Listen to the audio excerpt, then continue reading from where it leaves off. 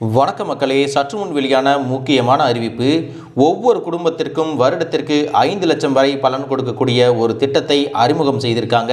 இது என்ன திட்டம்? இந்த திட்டத்திற்கு யாரெல்லாம் விண்ணப்பிப்பதற்கு தகுதி வாய்ந்தவர்கள், எப்படி விண்ணப்பிக்கணும், இது போன்ற அனைத்து தகவல்களையும் தெரிஞ்சுக்க இந்த வீடியோவை ஸ்கிப் பண்ணாமல் முழுசாக பாருங்கள். அப்போ தான் நாங்கள் சொல்கிற தகவல் உங்களுக்கு தெளிவாக புரியும். இப்போ வாங்க வீடியோக்குள்ளே போயிடலாம். மக்களே, பொதுவாக பார்த்தீங்கன்னா அன்றாட வாழ்க்கையில் ஏழை மற்றும் நடுத்தர மக்கள் எந்த விஷயத்துக்காக அதிகமாக பாதிக்கப்படுறாங்க அப்படின்னா, திடீர்னு ஏற்படக்கூடிய மருத்துவ செலவுகள், விபத்துகள் அல்லது உடல்நிலை சரியில்லாமல் போகிறது. இந்த மாதிரியான காரணங்களுக்கு அவர்களிடத்தில் போதிய பணம் இருக்காது. தங்களுடைய உடல் நிலைமையும் சரியாக பார்த்துக்க முடியாது. தன்னோட உடல் ஆரோக்கியத்தை பாதுகாக்கிறதுக்காக ஹெல்த் இன்சூரன்ஸ் போன்ற திட்டங்கள் கூட வச்சிருக்க மாட்டாங்க. அப்படி இருக்கிறவங்களுக்காகவே ஆயுஷ்மான் பாரத் யோஜனா அப்படிங்கிற ஒரு திட்டத்தை கொண்டு வந்திருக்காங்க. இந்த திட்டத்தின் மூலம் நாட்டில் உள்ள மக்கள் தொகையில் சுமார் 40% ஏழைகள் மற்றும் பின்தங்கிய கிராம மற்றும் நகர்ப்புற தொழிலாளர் குடும்பங்கள் பலனடைய முடியும் அப்படின்னு சொல்லியிருக்காங்க. இந்த திட்டத்தின் மூலம் பயனாளி தன்னுடைய பாக்கெட்டிலிருந்து செலவு செய்யக்கூடிய அத்தனை செலவுகளும் ஈடுகட்டப்படும் அப்படின்னு சொல்லியிருக்காங்க. இந்த திட்டத்தின் மூலமாக ஒவ்வொரு குடும்பமும் ஆண்டிற்கு ரூபாய் 5 லட்சம் வரை மருத்துவ செலவுகளை பார்த்துக்க முடியும் அப்படின்னு சொல்லியிருக்காங்க. இந்த திட்டத்தில் யாருக்கெல்லாம் பலன் கிடைக்கும் அப்படின்னு பார்த்தீங்கன்னா, ஒரு குடும்பத்தில் இருக்கக்கூடிய அனைவரும், குறிப்பாக 70 வயதுக்கு மேற்பட்ட மூத்த குடிமக்களுக்கு ஆண்டுக்கு 5 லட்சம் வரை காப்பீடு தொகை கிடைக்கும் அப்படின்னு சொல்லியிருக்காங்க. இந்த காப்பீடு திட்டம் தனித்தனியாக இருக்கும். குடும்ப உறுப்பினர்கள் காப்பீட்டு திட்டத்தோடு இணைக்கப்படாது அப்படின்னு சொல்லியிருக்காங்க. 70 வயதுக்கு மேற்பட்ட மூத்த குடிமக்கள் ஆயுஷ்மான் பாரத் PMJAY தேர்வு செய்து பலனடையலாம் அப்படின்னு சொல்லியிருக்காங்க.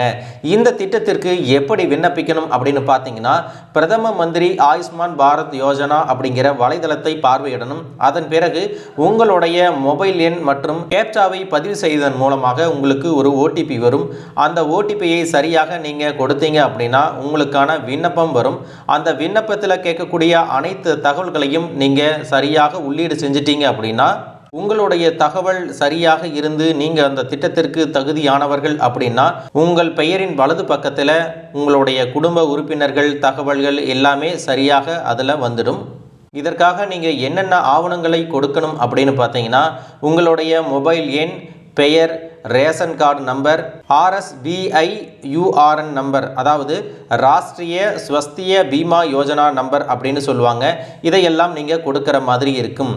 இந்த திட்டத்தில் ரொக்கம் இல்லா பில்களை எப்படி வாங்கணும் அப்படின்னு பார்த்தீங்கன்னா, நீங்கள் உங்களுடைய குடும்ப உறுப்பினர்களோடு பிரதம மந்திரி ஆயுஷ்மான் பாரத் யோஜனாவின் கீழே பதிவு செஞ்சுருக்கணும். அதுக்கு பிறகு உங்களுக்கு தனித்துவமான QR கோடு மற்றும் அடையாள எண்ணை கொண்ட ஒரு பதிவு கடிதம் அனுப்பப்படும்.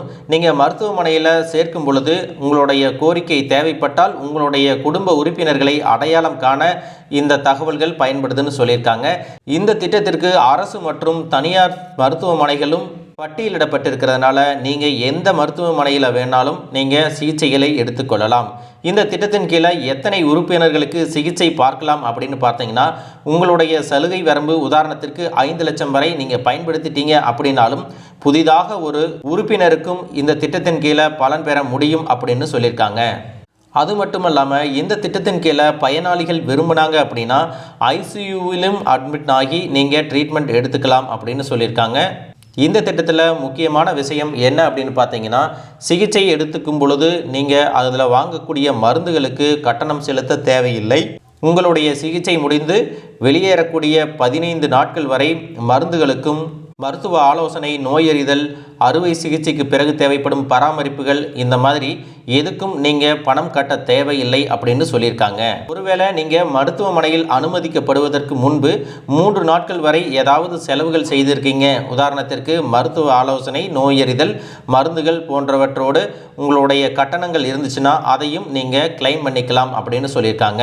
இந்த திட்டத்திற்கு எந்தெந்த சிகிச்சைகள் எல்லாம் விலக்கு கொடுத்துருக்காங்க அப்படின்னு பார்த்தீங்கன்னா, அழகுக்காக செய்யக்கூடிய சில சிகிச்சைகள், மருந்து மறுவாழ்வு, கருவுறுதல் சிகிச்சை மற்றும் உறுப்பு மாற்று அறுவை சிகிச்சைகள் எல்லாம் இதனுடைய திட்டத்தில் கீழே கொடுக்கப்படவில்லைன்னு சொல்லியிருக்காங்க.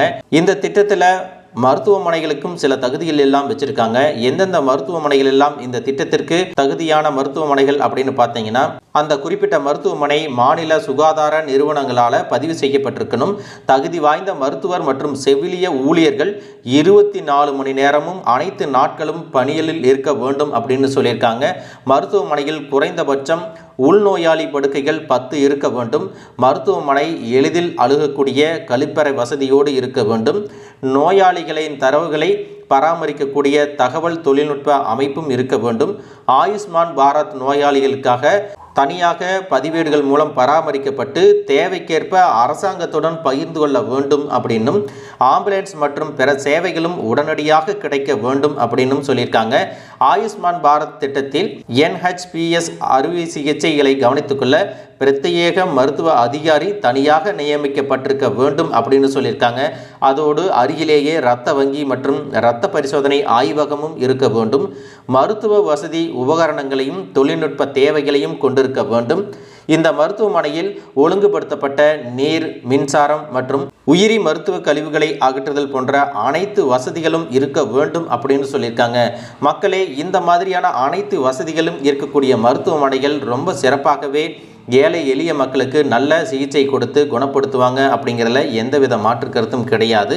ஸோ மக்களே, உங்களுடைய எமர்ஜென்சி காலத்தில் இது மாதிரி திட்டங்கள் இருந்துச்சு அப்படின்னா உங்களுக்கு ரொம்பவே ஹெல்ப்ஃபுல்லாக இருக்கும். அதனால் இந்த திட்டத்திற்கு இப்போவே விண்ணப்பித்து வச்சு உங்களுடைய உடல் நலனை நீங்கள் பாதுகாத்து வச்சுக்கலாம். மக்களே, இந்த பதிவு உங்களுக்கு ரொம்பவே பயனுள்ளதாக இருந்திருக்கும் அப்படின்னு நினைக்கிறேன். இது போன்ற அரசு அறிவிக்கிற அனைத்து உண்மை அப்டேட்டுகளையும் தெரிஞ்சுக்க நம்ம சேனலை சப்ஸ்கிரைப் பண்ணுங்கள். வீடியோ பிடிச்சிருந்தா ஒரு லைக் பட்டனையும் தட்டி விட்டுருங்க. தேங்க்யூ ஃபார் வாட்சிங்.